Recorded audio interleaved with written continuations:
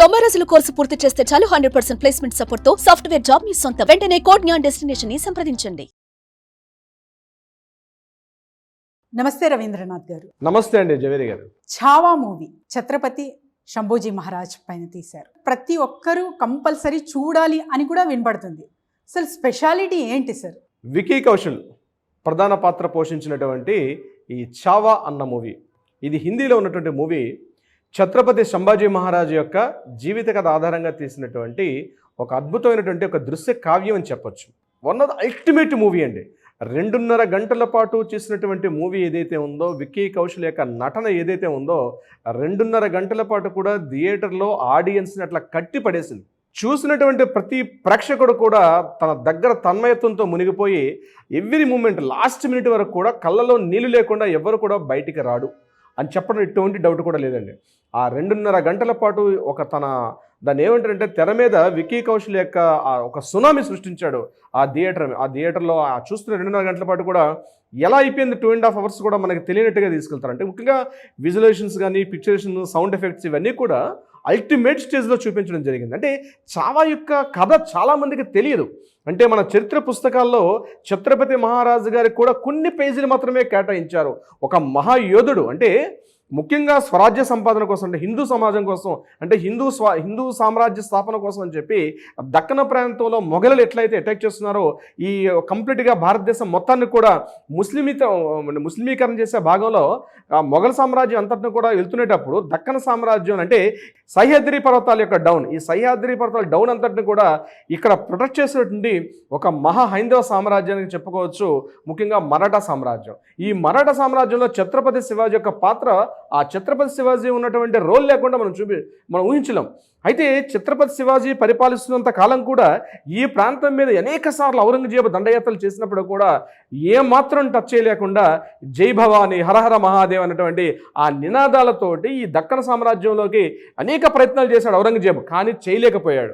అయితే ఔరంగజేబు యొక్క మరణంతో కథ మొదలవుతుంది సినిమాలో. అంటే ఓకే, ఇక అయిపోయింది, ఇంకా హిందూ సామ్రాజ్యంలో వీరోచితుని వీరుడు పోయాడు, సో శివాజీ యొక్క తన సామ్రాజ్య పతనం అయిపోయింది, ఇప్పుడు ఎంటర్ అవ్వచ్చు అని చెప్పి ఔరంగజేబుని చెప్తున్నటువంటి ప్రధాన ఒక దృశ్యంతో ఫస్ట్ మూవీ స్టార్ట్ అవుతుంది. అప్పుడు స్టార్ట్ అవుతుంది ఏంటంటే, వాళ్ళకి తెలియదు ఏంటంటే సంభాజీ మహారాజు అక్కడ పుట్టారని.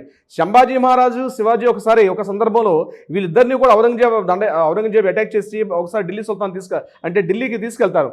అప్పుడు కూడా సంభాజీ మహారాజు చిన్నగా ప్రాయం ఉన్నప్పుడే, అంటే 11 ఏళ్ల ప్రాయంలోనే ఔరంగజేబును కూడా అటాక్ చేస్తూ కొన్ని మాటలు మాట్లాడతాడు. అయితే ఏముందిలే, సంభాజీ పెద్దగా ఇస్ అ కామన్ అని అనుకొని సంభాజీ మహారాజుని పట్టించుకోకుండా వాళ్ళు అటాక్ వస్తారు.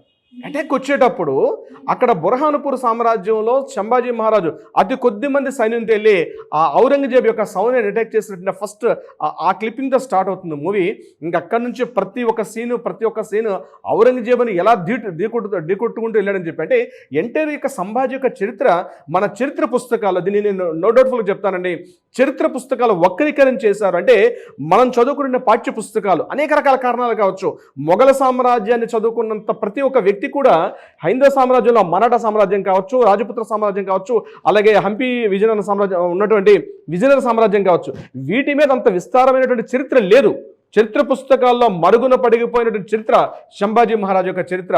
తన ఎంటైర్ త్రోట్ లైఫ్లో 121 సార్లు ఆయన యుద్ధాలు చేసినప్పుడు ఎక్కడ కూడా అంటే ఫెయిల్యూర్ అన్నటువంటిది లేకుండా ఉన్నటువంటి ఒక వీరుడు సంభాజీ మహారాజ్. తన ఎంటైర్ లైఫ్లో జై భవాని, అదేవిధంగా హరహర మహాదేవ్ అనే నినాదాలతోటి వాళ్ళలో హిందూ సంఘటన శక్తి, ఒక ఐక్యతను తీసుకొచ్చి ఒక ఏనుగు లాంటి ఒక ముస్లిం సామ్రాజ్యాన్ని ఒక చిన్న చిట్టులుకుగా ఉన్నటువంటి ఇతను ఎలా అటాక్ చేశాడు, ఎలా ఆ దురాక్రమణదారుణ్ణి దక్కన సామ్రాజ్యం వైపు రాకుండా ఉన్నటువంటి కట్టడి చేసినటువంటి ప్రతి ఒక్కరు, చిన్న పిల్లలతో సహా ప్రతి ఒక్కరూ చూడాల్సినటువంటి ఒక అద్భుతమైన దృశ్య కావ్యం. మరాఠా సామ్రాజ్యం అయినప్పటికీ కూడా అతను హైందవ సామ్రాజ్యం చేసిన సేవ, ముఖ్యంగా ఛావా అంటే ఒక సింహం యొక్క పిల్ల.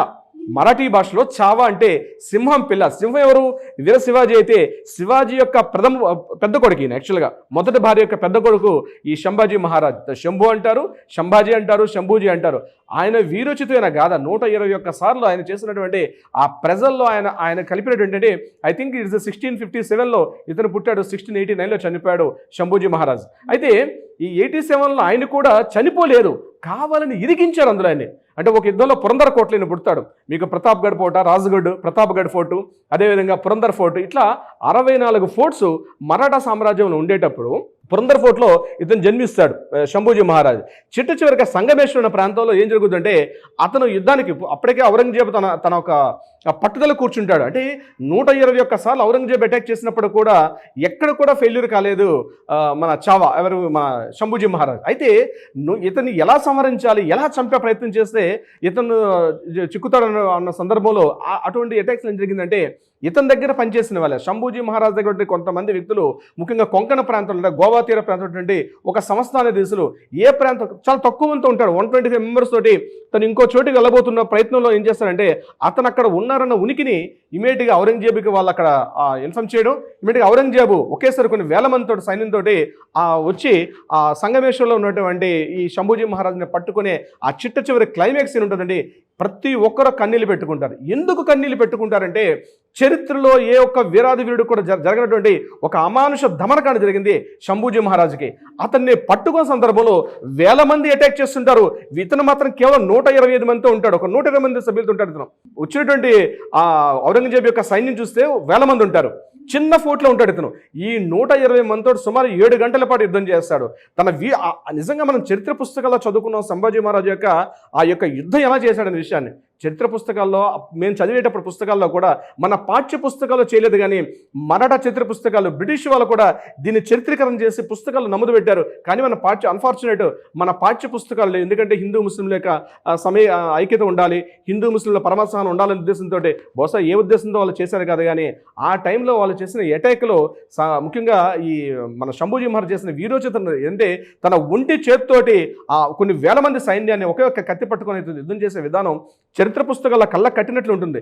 ఇక చిట్ట సందర్భంలో ఏమైందంటే ఇంక ఏమీ చేయని అసహాయ స్థితిలో అతను వాళ్ళకి బంధింపబడతాడు శంభూజీ మహారాజ్.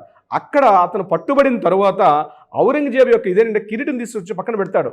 అంటే ఎదురుగున్న వ్యక్తి నన్ను నువ్వు ఒక ప్రభువుగా స్వీకరిస్తే తప్ప నా కిరీటాన్ని మళ్ళీ నేను పెట్టుకోనని చెప్పి ఔరంగజేబు తన కిరీటాన్ని ముందే, అంటే శంభూజీ మహారాజ్ చాలా అవమానం చేశాడు, సో శంభూజీ మహారాజ్తో ఓకే అనిపిస్తే తప్ప నా కిరీటాన్ని మళ్ళీ నేను ధరించని చెప్పి ఔరంగజేబు తన కిరీటాన్ని తన రాజస్థానంలో పెట్టినప్పుడు మళ్ళీ ఆ కిరీటాన్ని చూస్తూ ఎప్పుడు ఈ కిరీటాన్ని మళ్ళీ నేను ధరిస్తానని చెప్పి ఔరంగజేబు చూస్తున్న సందర్భంలో పట్టుబడతాడు శంభూజీ మహారాజ్.